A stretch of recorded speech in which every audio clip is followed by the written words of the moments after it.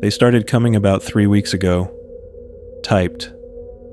Folded neatly into plain white envelopes with no return address, no postmark, nothing but my name on the front in clean, almost obsessive print. At first, I thought it was some kind of joke. You hear about stuff like this online. ARGs, marketing stunts, edgy performance art. But this didn't feel like that. The paper smelled faintly of something sterile, like printer ink and maybe disinfectant. No logo, no watermark, just a single paragraph of text, typed. This is you. I know you won't believe it yet, but you will. You're going to be late to work today. Blame the orange Mazda. I snorted, tossed it on the kitchen counter. But I was late that day, not because of an orange Mazda exactly. There was a car accident on I-90, a pileup. One of the cars in the mess was an orange Mazda. But it didn't directly stop me. It was the detour and a reroute that landed me behind a fender bender on an exit ramp. I was 20 minutes late.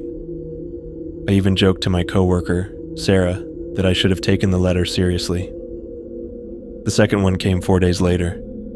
Don't take the 7 train on Friday. You'll regret it. I don't usually take the 7 train, but I had planned to meet a friend for drinks in Queens that night.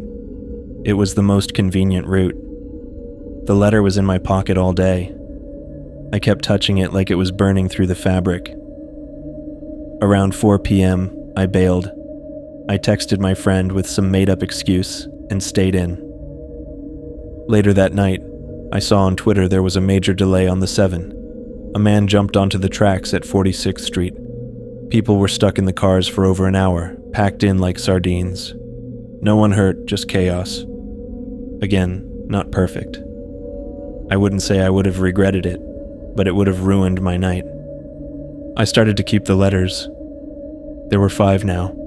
I have them stacked in the drawer by my bed. Letter 3. The woman with the green scarf knows your name. Don't act surprised. I didn't know what to do with that one. It sat in my pocket all day again.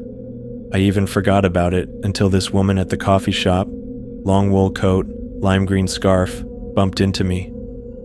She said, "Sorry, Matt." I blinked. I don't wear a name tag. I don't go to that shop often enough for anyone to remember me. I asked her if we knew each other. She just laughed, kind of nervously, and said, "Oh, I thought you were someone else." And she walked off fast. I tried to follow, but she was gone around the corner in seconds. I didn't sleep well that night.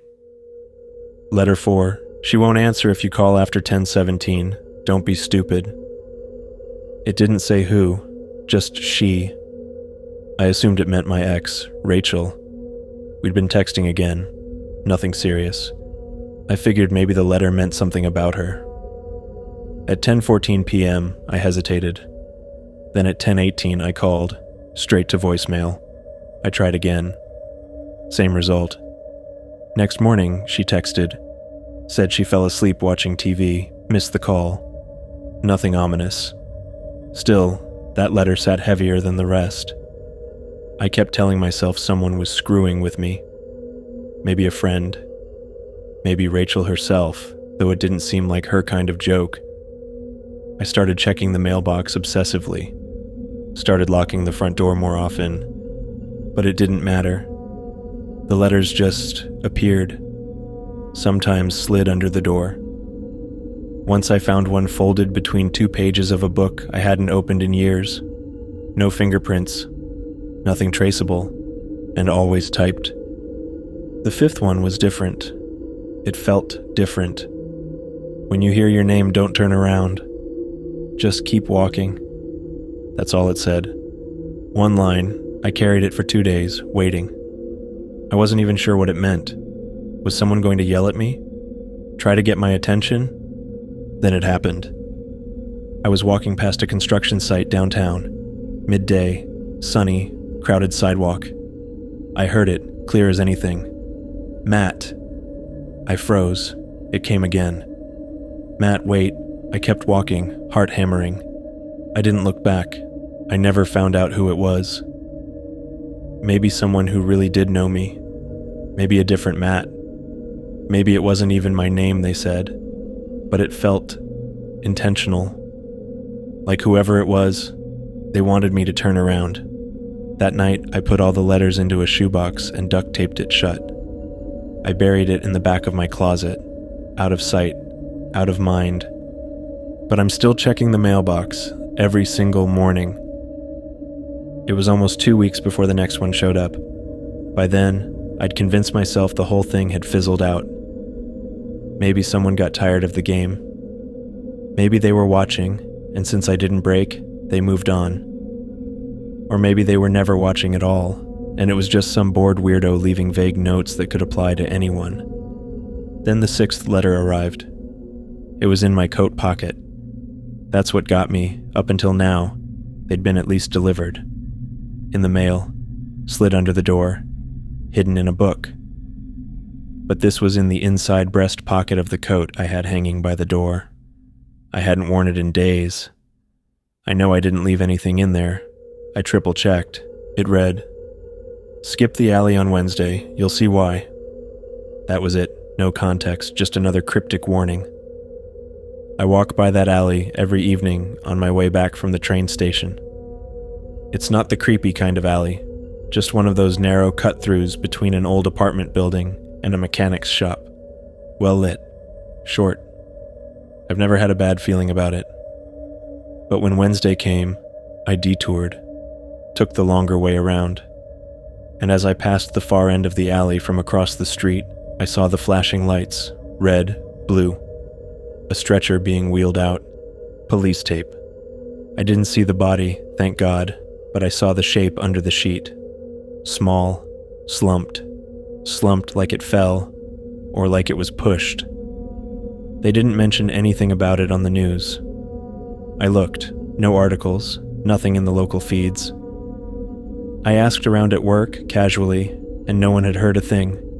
It didn't feel like a coincidence. But again, how could I know? It could have been a drug overdose. Could have been someone just collapsed and someone called it in. Could have been anything. But I didn't sleep much that night. I tried not to think about the next letter. I didn't want there to be a next letter. But I also couldn't stop imagining what it would say, or what it might warn me about, or what it might not. A few more days passed, then a week, nothing. And just when I was letting my guard down, starting to breathe again, there it was, right in the center of my dining table. I live alone. I always lock the door. I check it twice before bed. My windows were shut. No one has a key. But there it was, plain as anything, resting on the wood like it had always been there. The envelope just said, "Open after reading this." That was new. The first time a letter referred to itself like that. I didn't know what it meant. I opened it. Inside was just one line. "You're going to find something that was never yours." That's it. No date, no place. Just the idea, dropped in my lap like a brick through a window. For the rest of the day, I was on edge. I searched my apartment, convinced someone had planted something. I checked drawers, boxes, behind the toilet tank. Nothing. I started second-guessing everything I touched. Every little object that felt unfamiliar. I kept thinking, was this pen always here? Has that mug always been chipped like that? Then I went to grab something from the trunk of my car. I haven't used it in over a month. I don't drive much, mostly use the train. But I was looking for an old set of jumper cables. I popped the trunk, and sitting right there, on top of a spare tire I didn't even know I had, was a backpack. I didn't recognize it. Plain black, dirty, zipper half open. Inside was a hoodie, balled up, a water bottle, receipts from a diner 2 towns over, and a phone, cheap burner style, dead battery. That's when I noticed the label inside the backpack. A name. Not mine. I don't know who it belonged to. I don't know how it got in my trunk. I don't know why it was now that I decided to open it, or why I hadn't noticed it before. But I stared at that bag for 10 straight minutes, just breathing, and trying to convince myself this was all some random mistake.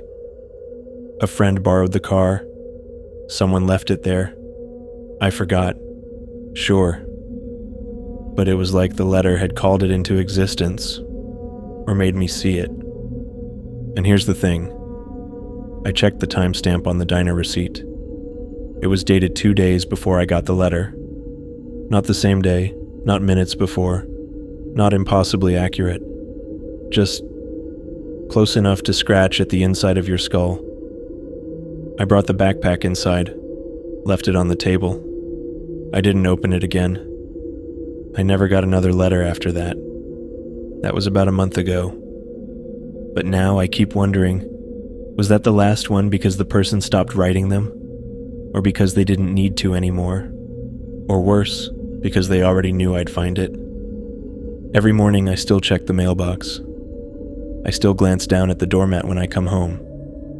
I still find myself patting down my coat pockets, just in case.